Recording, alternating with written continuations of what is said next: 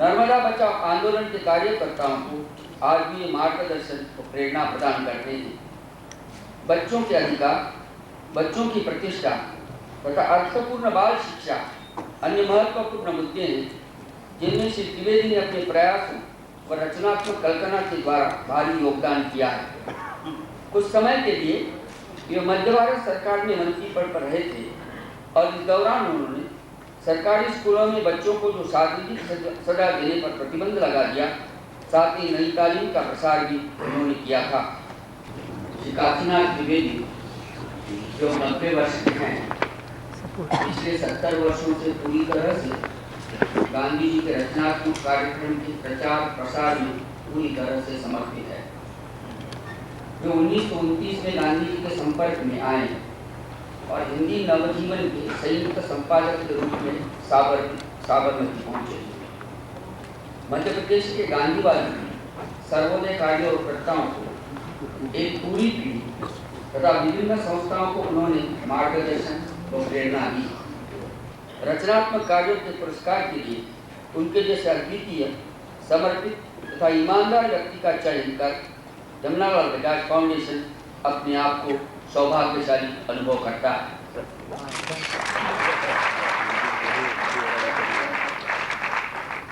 आज के समारोह के निमित्त उपस्थित समस्त सज्जनों को हार्दिक वंदन और अभिनंदन पहुंचाएंगे।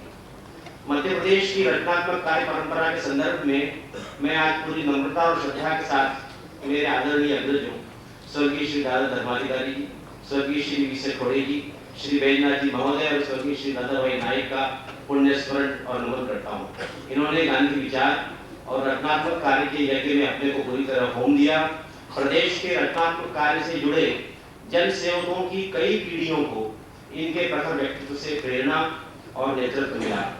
ये सब हमारे लिए पूज्य और प्रातस्मरणीय है। मैं स्वयं अब थका हूँ, लेकिन प्रांत में सृजनशीलता अक्षुण्य और सक्रिय है।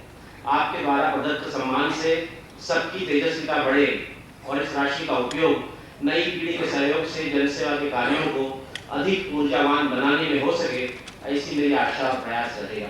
ईश्वर हमारी मदद करे, यही प्रार्थना है। इस अवसर पर मैं अपने बारे में सोचता हूँ तो लगता है कि जीवन और प्रारब्ध दोनों मेरे प्रति बहुत उदार रहे हैं। मालवा के आदिवासी अंचल के एक छोटे गांव में एक कृषि धर्मी परिवार में जन्मा। धर्मप्राण माता पिता से प्रारंभिक संस्कार मिले, तत्कालीन मापदंड से पर्याप्त शिक्षा मिली और फिर पूज्य बापू के सानिध्य और मार्गदर्शन में साबरमती और सेवाग्राम जैसे राष्ट्र तीर्थों में रहकर राष्ट्रीय स्वतंत्र आंदोलन की मुख्य धारा से जुड़ने का अवसर मिला। कुल मिलाकर देखें तो सत्कर्म में रुचि के अनुरूप अवसरों का पूरा उपयोग कर पाने का विवेक, धैर्य और शक्ति, सदुद्देश्य में प्रवृत्त करने वाले गुरु और नेता, सहयोग करने वाले मित्र और साथी, और सब परिस्थितियों में सम्मान, स्नेह और साथ देने वाला परिवार। मित्रों, मैं पूरी कृतज्ञता के साथ दोहराता हूँ कि जीवन और ईश्वर मेरे प्रति बहुत उदार रहे हैं और एक सौद्देश्य सार्थक जीवन जीने का सुख मुझे भरपूर मिला है। इस चित्र का एक पहलू और है। मेरे जैसे असंख्य सेवकों के जीवन इस राष्ट्र पर न्यौछावर हुए हैं। सबके मन में राष्ट्रीय जीवन को संवारने, समृद्ध बनाने का लोभ तो था ही। महात्मा जी ने एक राष्ट्र के रूप में भारत के जिस बहुआयामी चित्र की कल्पना की थी, राजनीतिक स्वतंत्रता उसका एक ही आयाम थी। स्वतंत्र होने के बाद उस चित्र के शेष आयाम पूरा करने के प्रयास दिग्भ्रमित हुए हैं, ऐसा हमारी पीढ़ी के लोगों को लगता है।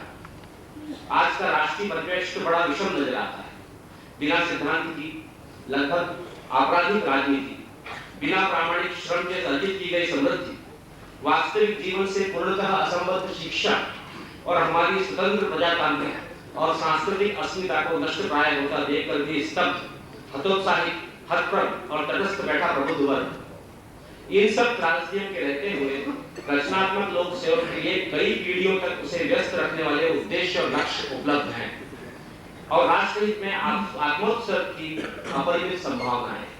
आज की परिस्थिति में असंदिग्ध प्रतिबद्धता, तीव्र कर्तव्य बोध और पूर्ण निरपेक्ष वृत्ति के बिना राष्ट्र सेवा का काम हो ही नहीं सकता है। मेरा शरीर थका है, लेकिन मन अटूट आशा से भरा है और मैं आश्वस्त हूँ कि आज की अमावस्या के इस घने अंधकार में ही उज्जवल देदीप्यमान सूर्योदय की संभावना नहीं है। उन सब के लिए जो इस प्रकाश यज्ञ से जुड़ना चाहते हैं, बापू ने एक प्रार्थना रखी थी, मैं उसे इस अवसर पर दोहराता हूँ। हे नम्रता के सागर, दीन भंगी की हीर कुटिया के निवासी, गंगा यमुना और ब्रह्मपुत्र के जलों से सिंचित इस सुंदर देश में तुझे सब कहीं खोजने में हमें मदद दे, हमें ग्रहणशीलता और खुला दिल दे, तेरी अपनी नम्रता दे, हिंदुस्तान की जनता से एक रूप होने की शक्ति और उत्कंठा दे। हे भगवान, तू तभी मदद के लिए आता है जब मनुष्य शून्य बनकर तेरी शरण लेता है। हमें वरदान दे कि सेवक और मित्र के नाते जिस जनता की हम सेवा करना चाहते हैं उससे कभी अलग न पड़ जाए। हमें त्याग, भक्ति और नम्रता की मूर्ति बना, ताकि इस देश को हम ज्यादा समझें और ज्यादा चाहें। सबको प्रणाम। जय जगत।